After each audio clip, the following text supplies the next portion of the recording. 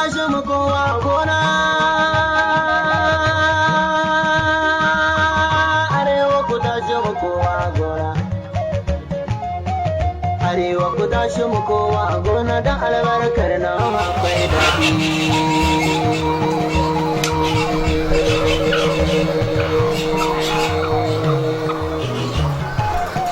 Noman gero, noman shinkafa, noman maiwa, noman dawa, noman acca, noman masara, noman dauro, noman gwaza, noma na rake, noman dankali, noman rogo. Kajin kwai suna kai kamar makonni nawa kafin su fara yin kwai, sannan kuma akwai wani wa'adi da suke kaiwa wanda za su tsaye da yin kwai dole ya yi a rabu da su.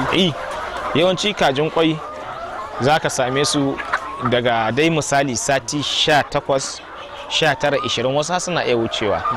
To daga lokacin ake tunanin za su fara kwai sati 20 18 19 20 ya danganci daga nan dai ake kyauta stan za su fara kwai. Ana ce musu daga sati 16 ma wasu ana ce musu point of lay, amma dai fara kwai yawanci a yanzu dai zamanin nan yanzu gaskiya kaza tana iya kai sati 18 har 20 gaskiya, amma wasu ana samun masu yi 16 amma gaskiya ba yanzu yana wuya gaskiya, amma dai yawanci suna kai wannan lokacin kuma suna iya maka kusan shekara 2 suna kwai kafin ka sai. To shi ma wai bakon ba daukewa yake ba lokaci guda, a'a za ka iske cewa inda tana baka kwai tana baka wanda ke ci da ta baka wani abu, to a lokacin da suka fara tsufa za a ga inda tana baka naira 10 za ta kuma baka naira 7 naira 5 naira 3 naira 2, to har ta kai ga kila ba ta baka wani abu.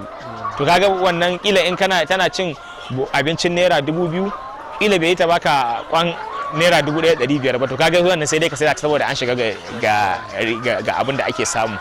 To wannan shine daga wannan lokacin sai ka sai a saida su sai kuma a ƙara sa wasu. To idan kamar shi kiwon kajin kwai kamar wace irin cuta ce tafi matsa masu ko kuma aka yi fuskanta ga wanda yake kiwon kaji na kwai? Gaskiya kiwon kajin kwai yawanci ciwon da ya fi matsa masu kusan guda biyu ne, Newcastle sai typhoid. Kamar me kenan da Hausa? To Newcastle dai ita ake ce ma kaman fakat. Kaman ciwon nan da ake ce ma fakat. To shi yawanci za ga, amma kuma in dai kana kula akwai alluran da ake masu duk wata ko bayan wata 2. To inda ana masu wannan da kular da ya kamata za ga cikin ikon Allah an samu saukin su. Sai kuma mura tsuntsaye ita wannan cuta ce wacce za ga an san tana zuwa ne dan lokaci. Shi ma inda Allah ya sa kana kula da shige da fice da yanda dukkan wani abu da zai shigo maka daga waje ya shigo, kana kula da kana tsaftacewa, ana ma mutum feshi da duk inda zai shigo ya tabbatar da kasa abubuwa na magunguna wanda zai hana cuta ta shigo cikin ikon Allah, kana iya maganin wa'annan. Su kuma wannan in kana yin allurai da magungunan da ya kamata, in Allah ya da zaka iya samun saukin su cikin ikon Allah. To hanya ake bi wurin raba kamar ga kaji 4 ko 3 wuri daya sai ɗaya ta aka lura da cewa ta kamu da wata cuta, ake kokari wurin raba kan sauran su? Yawanci za ga ana ware musu wuri ne.